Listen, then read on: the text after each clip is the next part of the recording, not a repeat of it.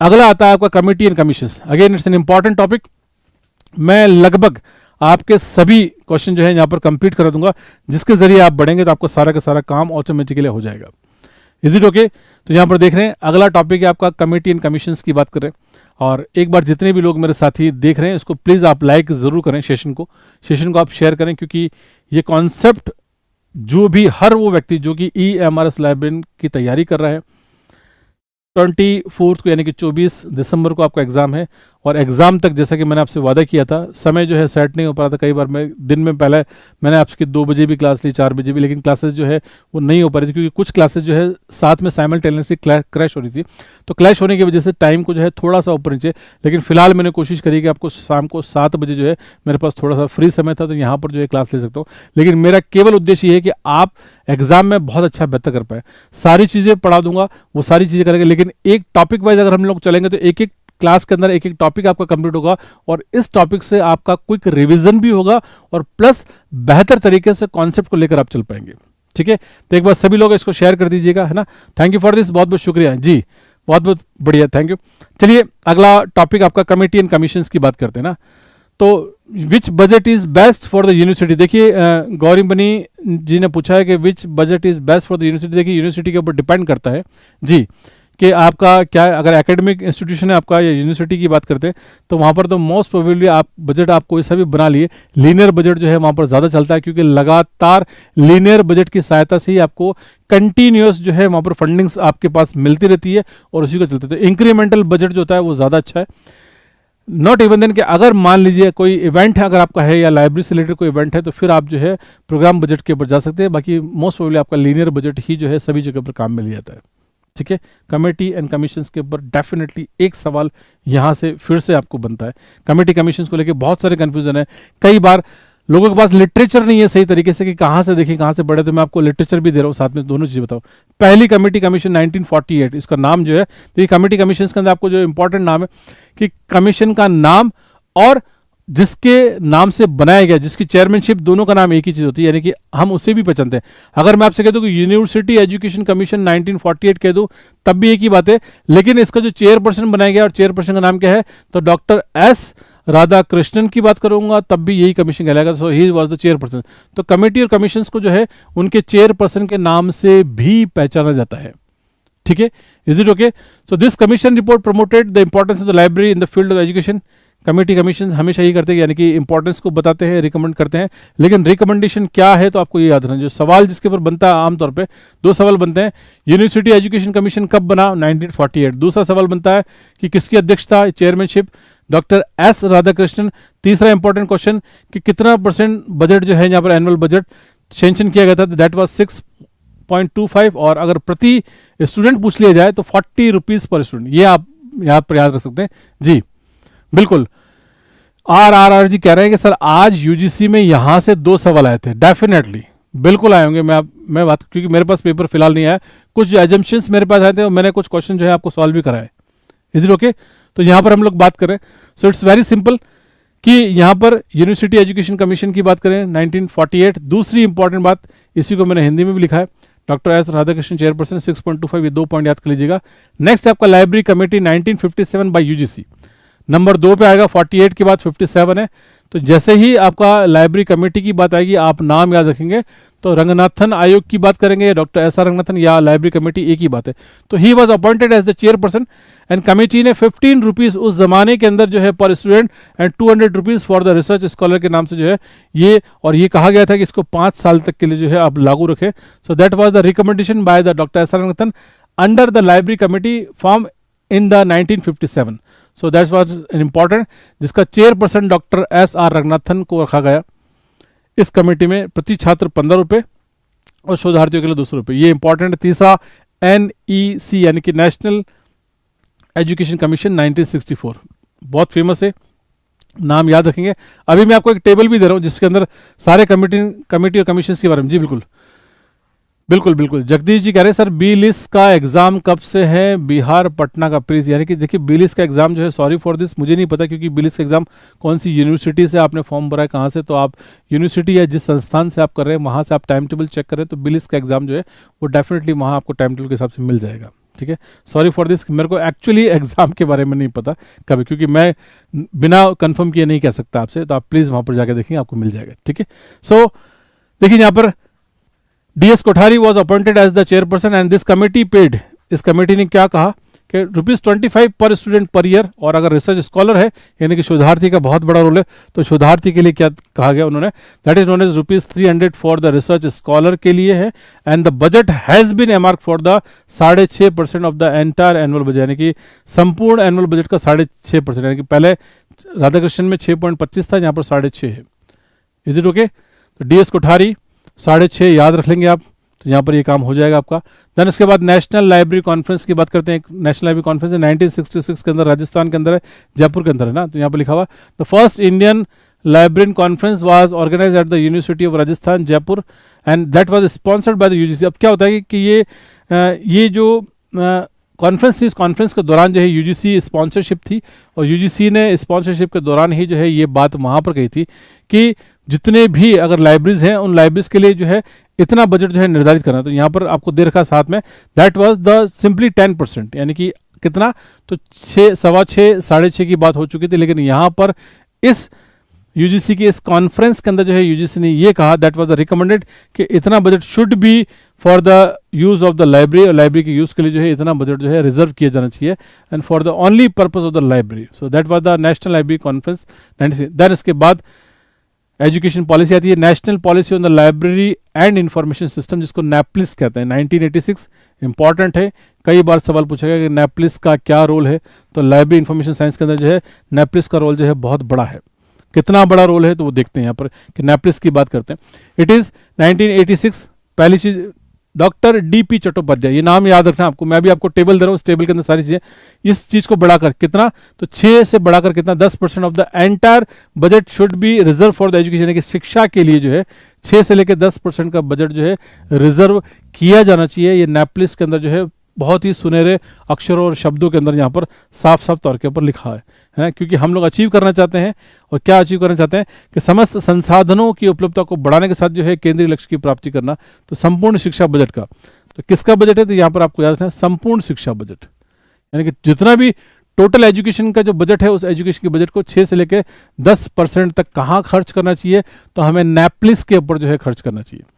So that was an important, ये एक important decision था NAPLIS। देन देखिए टेबल है, इसका स्क्रीनशॉट ले सकते हैं आप, ये आपके लिए बहुत ही महत्वपूर्ण है। टेबल के अंदर साफ साफ तौर के अंदर लिखा हुआ है कि कौन कौन सी कमेटी कब कब कमीशन बने।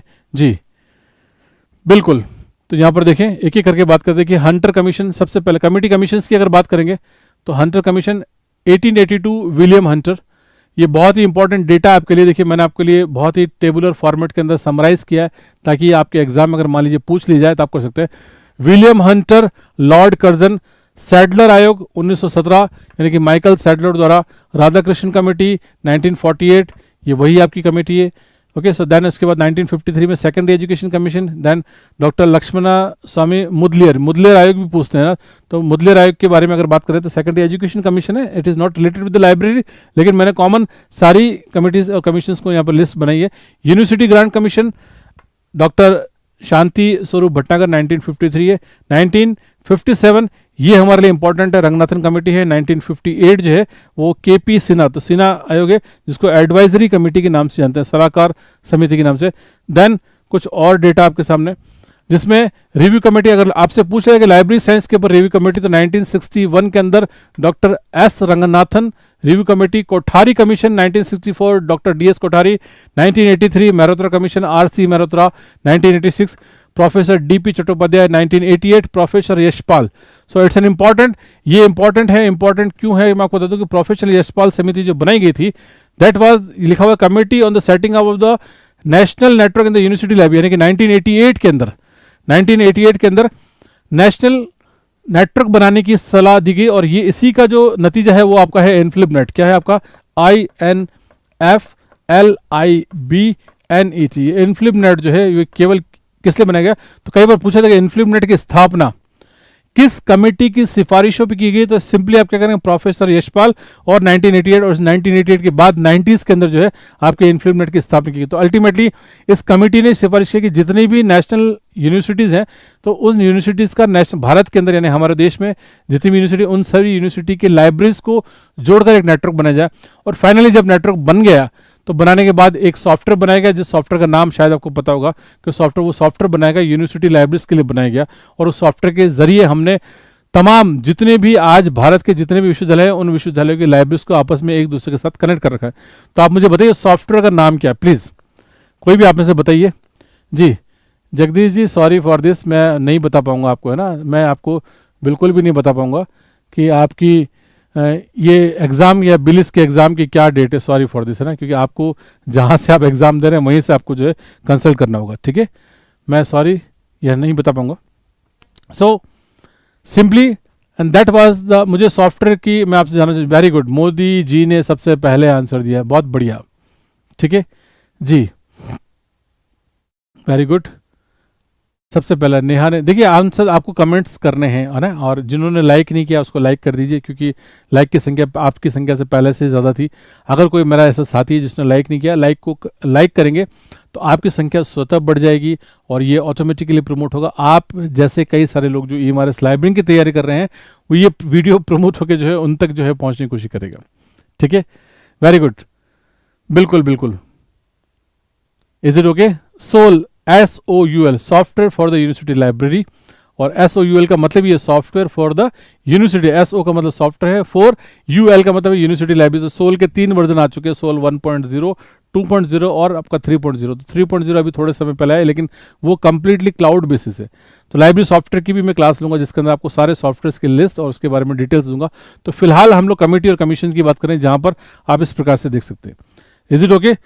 तो चलिए बात करते हैं। देखिए यहाँ पर कमेटी एंड कमीशंस की बात यहाँ पर कंप्लीट होती है। अगला जो पॉइंट है आपका तीसरा मैनेजमेंट है, and that is completely it's known as the total quality management की बात कर रहा हूं मैं आपसे। Is it okay? Total quality management, तो TQM की बात करूंगा। TQM टोटल क्वालिटी मैनेजमेंट किसे कहते हैं, तो यहाँ पर बहुत सीधी सी बात है कि ये शब्द आया क्यों और ये हमने क्यों काम में लिया। डैमिंग और जोसेफ जुरान की बात यहाँ पर आएगी। तो डैमिंग एंड जुरान की बात से पहले TQM क्या है, it's a total quality management, यानी कि हम लोग संपूर्ण गुणवत्ता प्रबंधन की बात कर रहे हैं।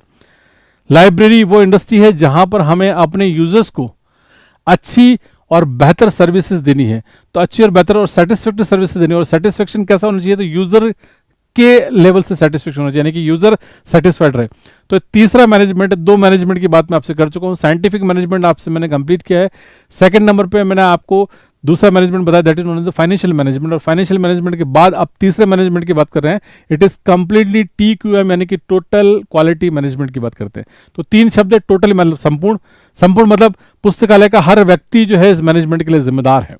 कंप्लीट लाइब्रेरी, रिसोर्सेज, आपकी स्कीम्स, सब कुछ जिम्मेदार है। टोटल क्यों मतलब क्वालिटी, क्वालिटी का मतलब होता है कि आप देखिए, मैं अगर बहुत छोटी सी बात करूं आपसे कि क्वालिटी कैसे कहेंगे, तो क्वालिटी की डेफिनेशन शायद आपको में से किसी को पता हो, जिन्होंने पढ़ रखा है उनको पता है, जिनको नहीं पता है मैं आपको बता दूं। होता क्या है, एक होती है एक्सपेक्टेशंस और एक होती है परफॉर्मेंस। तो एक्सपेक्टेशन और परफॉर्मेंस, यानी कि मैं आपसे एक्सपेक्ट करता हूं कि आप ऐसा करें, जैसे कि मैं आपसे एक्सपेक्ट करता हूं ना भाई आप सभी लोग जो है लाइक करें, ये मेरे एक्सपेक्टेशंस हैं। तो ये मेरे एक्सपेक्टेशन है, और आप जो लाइक कर रहे हैं, जो आपने किया है, ये आपकी परफॉर्मेंस है। तो मेरी एक्सपेक्टेशंस जो है वो ज़्यादा है और आपकी परफॉर्मेंस अगर कम है तो वहाँ पर क्या हो जाएगी, क्वालिटी कम हो जाएगी। परफॉर्मेंस ज़्यादा है, एक्सपेक्टेशन कम है, तो वहाँ पर क्वालिटी अपने आप क्या हो जाएगी, बढ़ जाएगी। यानी कि मैं ऑटोमेटिकली क्वालिटी का बहुत सिंपल सा फॉर्मूला, इन दोनों को जब डिवाइड करते हैं तो फैक्टर बनता है 1। अगर 1 से कम है तो क्वालिटी कम है, और 1 से ज़्यादा है तो क्वालिटी है। तो मैंने क्वालिटी का फॉर्मूला बता दिया, लेकिन एग्जाम की दृष्टि से आपको कैसे पढ़ना है, क्या क्या चीज़ें, तो मैं आपको बता दूं। देखिए, जब भी TQM की बात करते हैं तो TQM को या हिस्ट्री ऑफ TQM 2-3 नाम आते हैं। पहला है W.A. शेवर्ड की बात करनी है आपको, economic control of the quality manufacture products की बात करी थी 1931 में। तो यहाँ पर जो है सबसे पहली बार क्वालिटी को काम में लिया गया। उसके बाद 1950 में एडवर्ड डैमिंग ने कई सारे मेथड्स बताए, कई सारे स्टैटिस्टिकल एनालिसिस करी, और इसके बाद बताया कि क्वालिटी किसे कहते हैं। तो ही वॉज जैपनीज। तो जैपनीज का रोल जो है क्वालिटीज में सबसे ज़्यादा लिया जाता है, ठीक है, वेरी गुड। देन उसके बाद है जोसेफ एम जुरान, लिखा taught the concept of controlling quality and the managerial breakthrough. तो जोसेफ यानी कि डेमिंग और जुरान दोनों ने मिलकर ही जो है इस कॉन्सेप्ट को डेवलप किया था। एक और नाम आता है फिलिप बी क्रॉसबी, जिन्होंने जीरो डिफेक्ट, ये इंपॉर्टेंट है, ये कई बार सवाल आता है जीरो डिफेक्ट कहना, मैंने आपको पहले ही बताया कि इंपॉर्टेंट है। यहाँ पर मैं वो चीज़ें आपको एक्सप्लेन करूँ जहाँ से आमतौर पर जो है आपके क्वेश्चन बनते हैं। So that's an very very important कि इस जरिए अगर इस तरीके से करेंगे आपको तो ऑटोमेटिकली आपको पता चल जाएगा कि क्वेश्चन कैसे बन रहे हैं और कैसे हम लोग काम कर रहे हैं।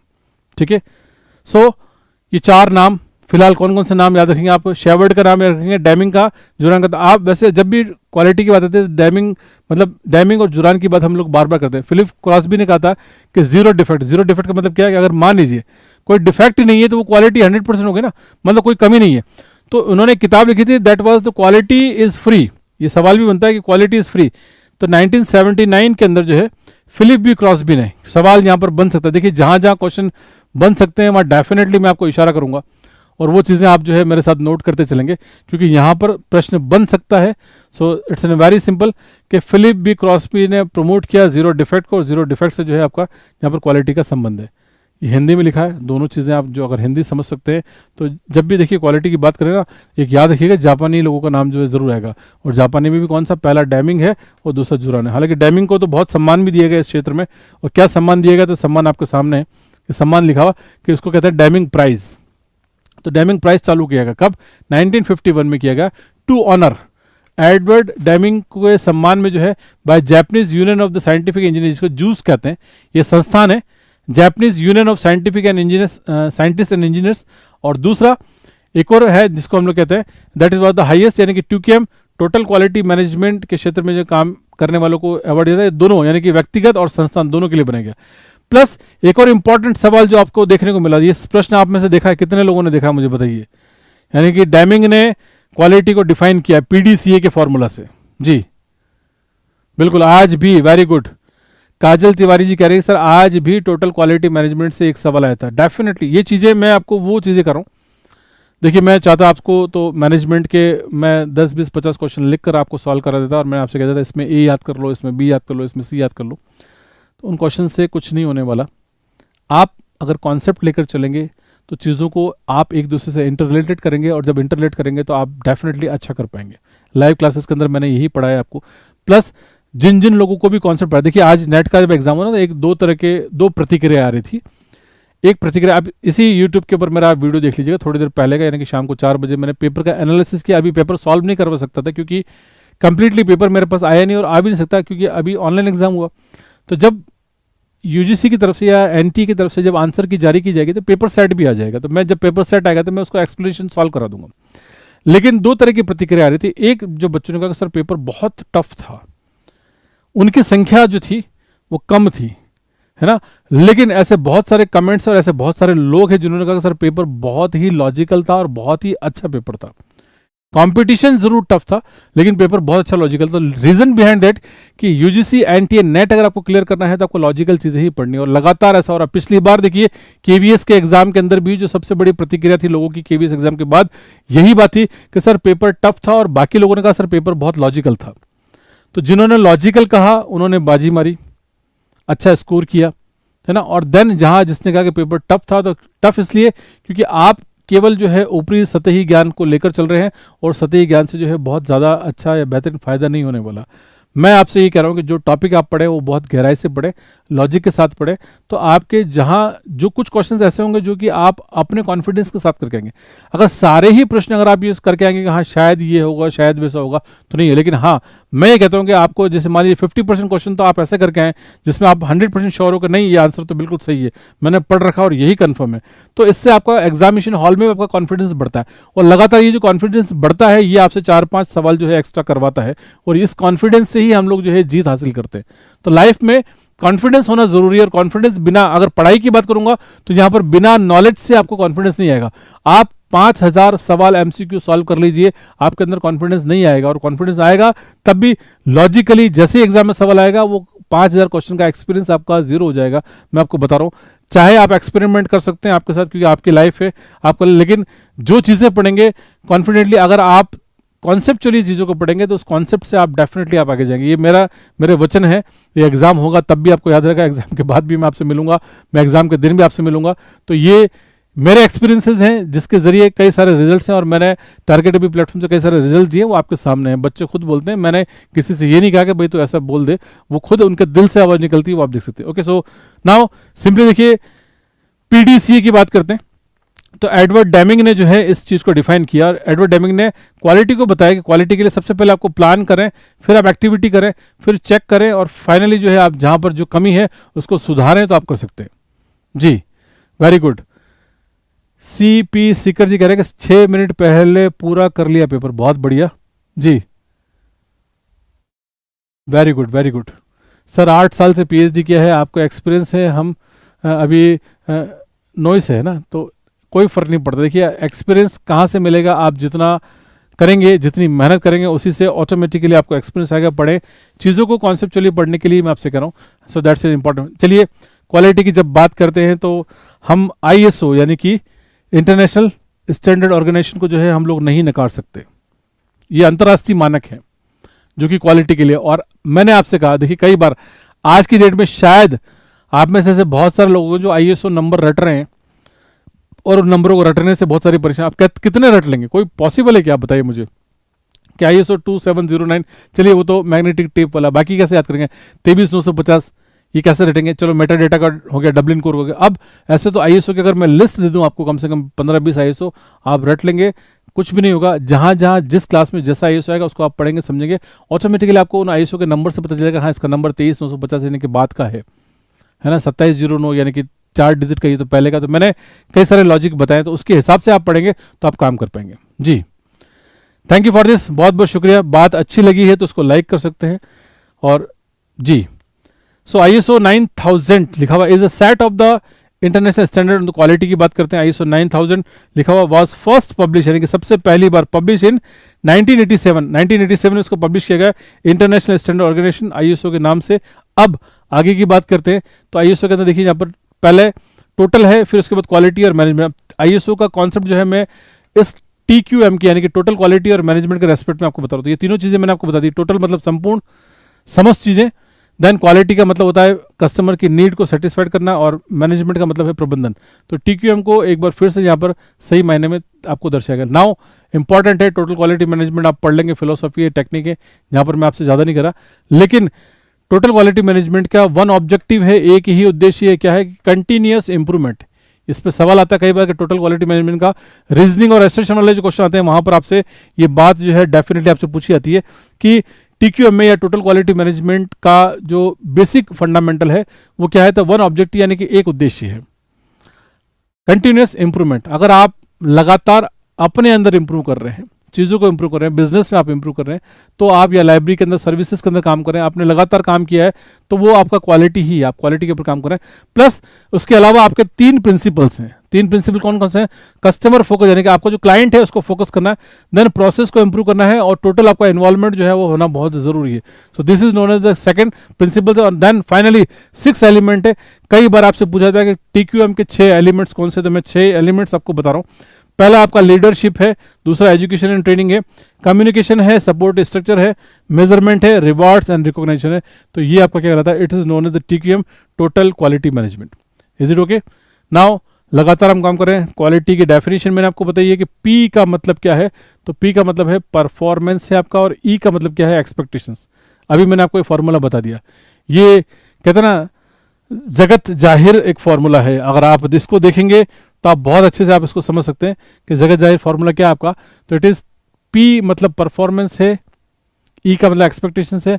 अगर परफॉर्मेंस ज़्यादा अच्छी है एक्सपेक्टेशन से, तो क्वालिटी का रेशियो जो है 1 से ऊपर आएगा, है ना, और बाकी क्या आएगा, 1 से कम आएगा। अगर इसमें हो जाएगा तो आप टोटल क्वालिटी मैनेजमेंट का फॉर्मूला यहाँ से आप देख सकते हैं। It is simply, now exam में सवाल आता है इंपॉर्टेंट, यहाँ पर ये इंपॉर्टेंट है ना, इंपॉर्टेंट क्या है तो वो आपको बता रहा हूँ। इंपॉर्टेंट ये है कि 7 tools of total quality management, ये कई बार पूछे। पहला है आपका परेटो प्रिंसिपल। परेटो प्रिंसिपल को हम लोग 80-20 प्रिंसिपल भी कहते हैं। अगर आपको पता है 80-20, ये कोई जानता है 80-20 प्रिंसिपल कैसे कहते हैं? It is simply Pareto principle, 80-20 principle. 80-20 principle का क्या मतलब है, तो यहाँ पर ये कहा गया कि दुनिया की 80% लोगों की समस्या जो है वो केवल जो है 20%, यानी कि 20% कॉमन समस्या है। दुनिया के 80% लोगों की जो समस्या है, अगर आप उनको सुनेंगे तो केवल टोटल समस्याएं जो है उनमें से केवल 20% समस्याएं जो है सबकी कॉमन है, ठीक है। और अगर आप उन 20% समस्याओं को हल कर देते हैं तो आप टोटल 80% सॉल्यूशन निकाल लेते हैं। आप समझ गए, ये मैनेजमेंट का प्रिंसिपल है, जिसको परेटो प्रिंसिपल कहते हैं, 80-20 प्रिंसिपल के नाम से जाना। कई बार सवाल पूछ ले जाए 80-20 प्रिंसिपल कौन सा, तो Pareto principle is known as the 80-20 principle, ये मैंने आपको बता दिया, ठीक है।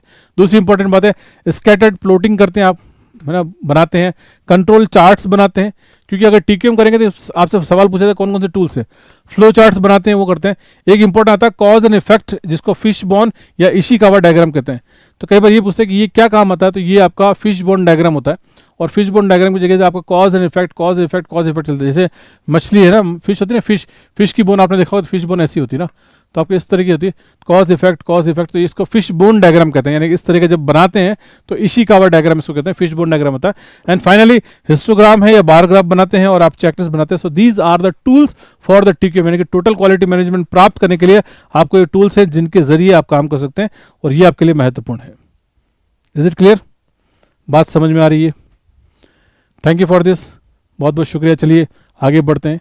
टोटल क्वालिटी मैनेजमेंट इन लाइब्रेरी यूजर जनरली जज क्वालिटी। अगर लाइब्रेरीज की बात करेंगे तो लाइब्रेरी के रेस्पेक्ट के अंदर जो है वो टीक्यूएम का क्या मतलब है, यानी कि collection, services, products, skills, behaviour, infrastructure है, डिस्प्ले ऑफ द इंफॉर्मेशन है, proper communication and complaint suggestion system जो है अगर आप बनाते हैं तो इसके जरिए आप जो है टीक्यूएम प्राप्त कर सकते हैं। सो लाइब्रेरी के अंदर टीक्यूएम का जो है बहुत अलग अलग मेथड है जिसके जरिए हम काम कर सकते हैं, ठीक है।